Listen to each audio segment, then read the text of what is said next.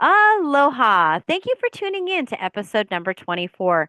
My name is Christina Estrada, partner of Booyah Marketing, where we have deeper connections.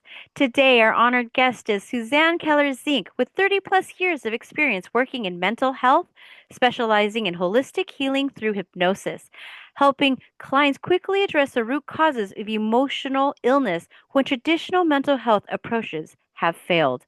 She has innovated in helping anorexics, bulimics, and sex addicts to overcome their disorders permanently and enjoys assisting teens and college age clients who respond well to hypnosis. Public speaker, author, podcaster, and a mover and a shaker, setting souls free to live their purpose on purpose. Today, Suzanne is going to explain our purpose of having emotions. How are you, Suzanne? Doing very well, Christine. Very lovely to be with you Oh, again. thank you. So, what is the purpose of having emotions? Emotions like anger, sadness, fear, guilt, or shame? They're all there to teach us something. If we didn't have our emotions, we'd be really mixed up in terms of what's going on in our lives. So the emotions are just there to teach us something, to make us aware. It's almost like a warning system, like when we have pain, like physical pain, if you have physical pain in the body, it's there to tell us there's something going on that we need to check out. So our negative emotions are doing the same thing. So we have to be aware of them, and we learn how to use them better and understand what the meaning is behind them.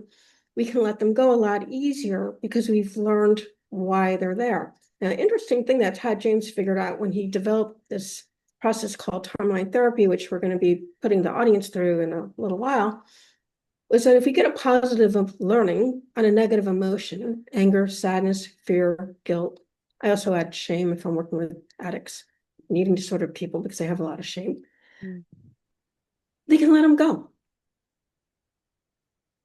Their entire idea of what they were feeling is let go because they understand the greater learning, positive learning, something positive they've learned that makes them happy they learned it, that these emotions disappear.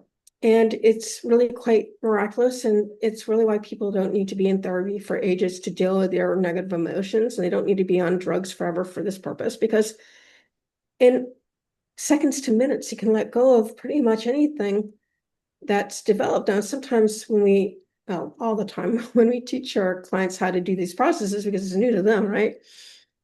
We explain that sometimes the first memory may not be during their present lifetime. It might go back into a generational thing, like you might have had a grandmother or a great grandparent who went through something horrific Mm. and it's come through the generations. Or it may be that the person lives in the household with somebody who has a very negative or sad demeanor or an angry demeanor, and it's very easy to pick it up, especially if you're a very young child, because we're in our unconscious mind when we're very young.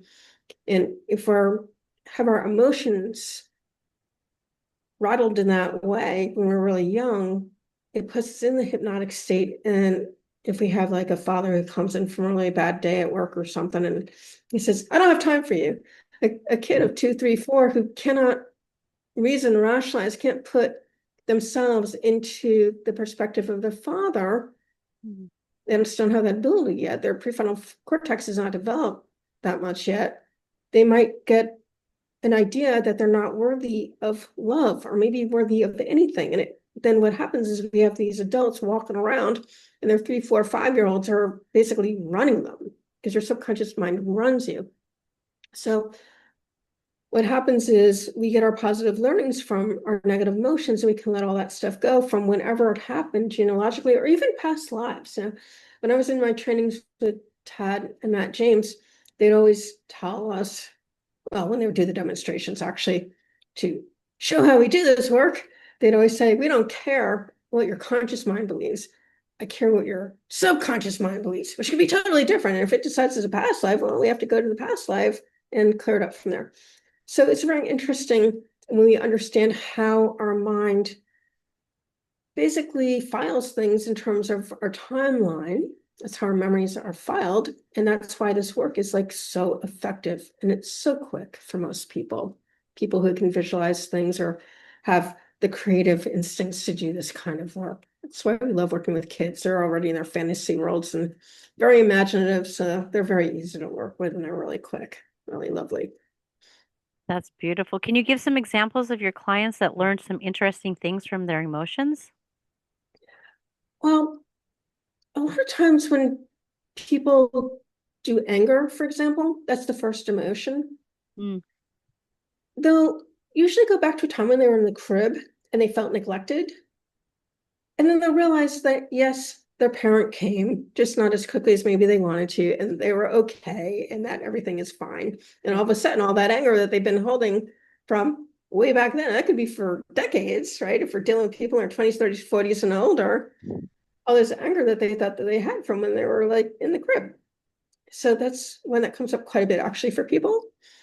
A lot of times they'll get ideas in terms of if they went through like a really sad situation, the learning usually is, these things do happen and it's just a matter of holding the love of that person or that animal or something inside their hearts and that they can learn how to let it go and that new people and animals will come into their lives after.